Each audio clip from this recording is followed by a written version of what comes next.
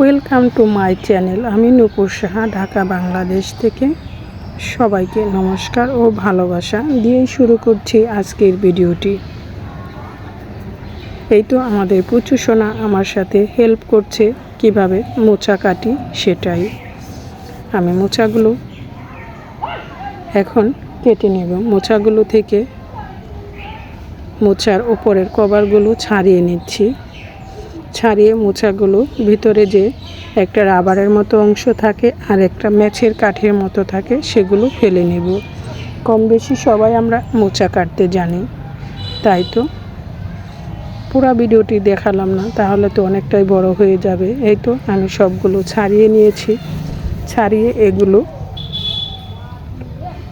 ধুয়ে পরিষ্কার করে নিয়েছি। এখন আমি প্রেসার কুকারে দিয়ে মোচাগুলো সিদ্ধ করে নেব।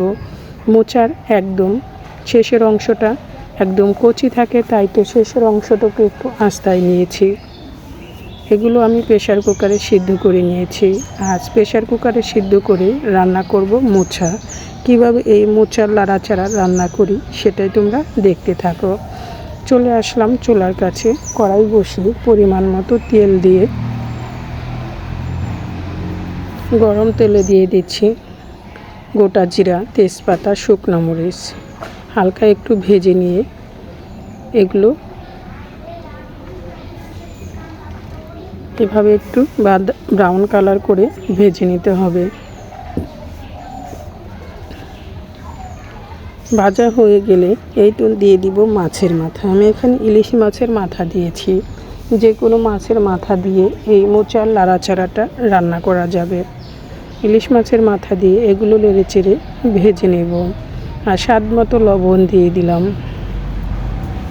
কারণ মাছের মাথা আমরা সবাই খেতে পছন্দ করি, আবার অনেকে করি না। তবে এভাবে মাছের মাথা দিয়ে যে কোনো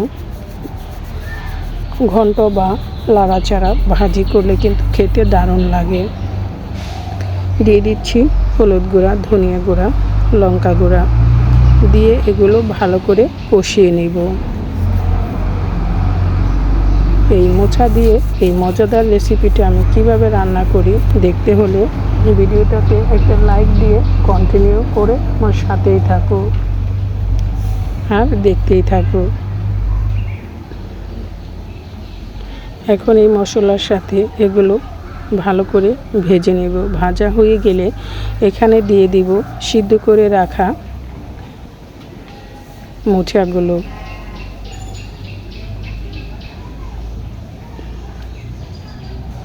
মাছের মাথাগুলো কিন্তু মশলার সাথে ভাজা হয়ে গিয়েছে। আমি এখন দিয়ে দিব সিদ্ধ করে রাখা এই মোচাগুলো কিন্তু দিয়ে দিয়েছি। এখন এগুলো এর সাথে নেড়ে চেড়ে ভালো করে রান্না করে নেব এবং যতটুকু জল থাকবে সবটুকু জলই শুকিয়ে নেব। এভাবেই নাড়াচাড়া করে চুলা থেকে নামিয়ে নেব। এর ভিতরে আর কোনো মশলা দেব না।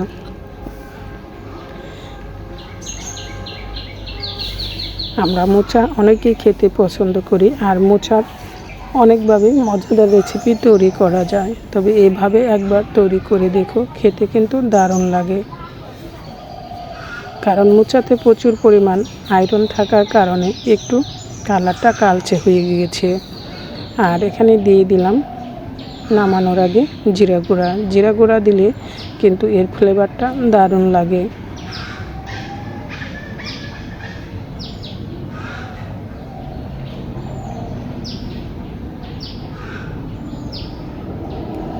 আমার মোচার লাড়াচাড়া কিন্তু হয়ে গিয়েছে। আমি এখন এগুলো চুলা থেকে নামিয়ে নেব।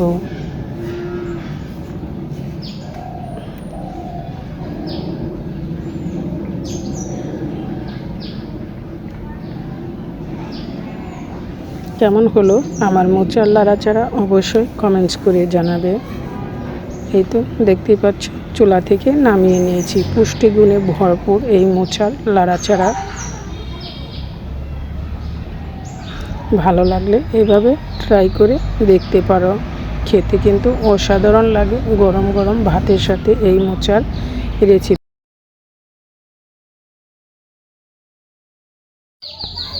এখন রান্না করে নিব মজাদার আরেকটা রেসিপি। চুলায় পরিমাণ মতো তেল বসিয়ে কালো জিরা আর গোটা রসুন দিয়ে দিলাম। এখন গোটা রসুন কালো জিরা ভেজে রসুনটা তেলের ভিতরে একটু হালকা ভেজে নিতে হবে, তাহলে সুন্দর সিদ্ধ এবং নরম হবে। তাই তো রসুনটা একটু ভেজে নিলাম। ভেজে নেওয়ার পরে এনে বাকি উপকরণগুলো দিয়ে দিব।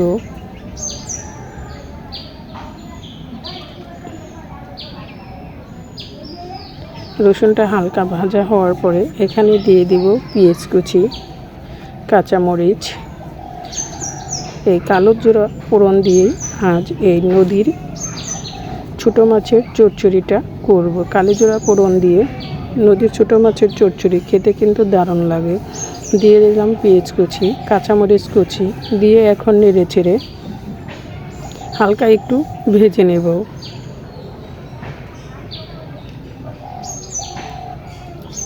হালকা একটু ভাজা হওয়ার পরে দিয়ে দিব স্বাদ মতো লবণ। লবণ দিয়ে আবার একটু নেড়ে চেড়ে ভেজে নিয়ে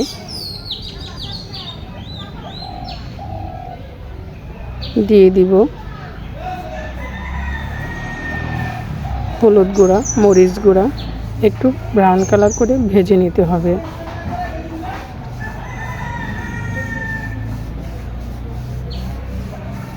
দিয়ে দিচ্ছি হলুদ গুঁড়া, মরিচ গুঁড়া, ধনিয়া গুঁড়া,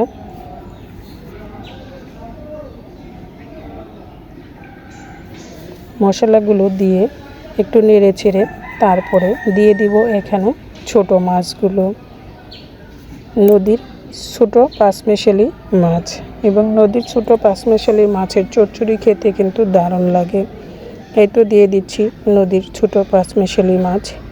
মাছগুলো দিয়ে আলতোভাবে এর সাথে নেড়ে চেড়ে রান্না করে নিতে হবে। এভাবে নদীর ছোট মাছ রান্না করলে কিন্তু ভেঙে যায় না এবং খেতেও খুবই ভালো লাগে। আমি এখানে কোনো জল দেব না এবং মাছ থেকে যতটা হালকা একটু জল উঠবে সেটুকু জলে এই চচ্চড়িটা রান্না হয়ে যাবে। যারা ছোট মাছ খেতে পছন্দ করি তারা একবার হলেও এই চচ্চড়িটা এভাবে রান্না করে দেখো, খেতে কিন্তু দারুণ লাগে।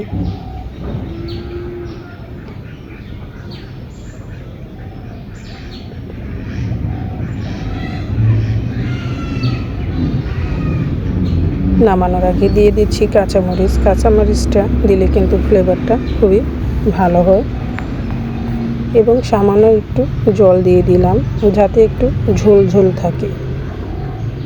তোমরা চাইলে এটা নাও দিতে পারো এই জলটা। আমি প্রথমে দিতে চাইনি, তবে আমার হাজব্যান্ড বলল একটু ঝোল ঝোল করে রান্না করতে, তাই একটু ঝোল দিয়ে দিলাম। যতটুকু দিয়েছি সবটাই কিন্তু শুকিয়ে যাবে, হালকা একটু ঝোল ঝোল থাকবে। চচ্চড়িটা এখন চুলা থেকে নামিয়ে নেব।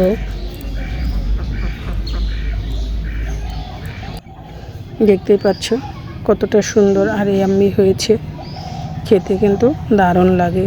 কেমন হলো আজকের রেসিপি অবশ্যই কমেন্টস করে জানাবে। আর যাদের ছোটো মাছের চচ্চড়ি খেতে পছন্দ করো এভাবে করে খেয়ে দেখতে পারো, দারুণ লাগে। তাহলে সবাই ভালো থেকো, সুস্থ থেকো। আবার দেখা হবে তোমাদের সাথে নতুন ভিডিও, নতুন রেসিপি নিয়ে। আজকের মতো ভিডিওটি এখানেই শেষ করব। সবার সুস্থতা কামনা করে আজকে এখানেই বিদায় নিচ্ছি।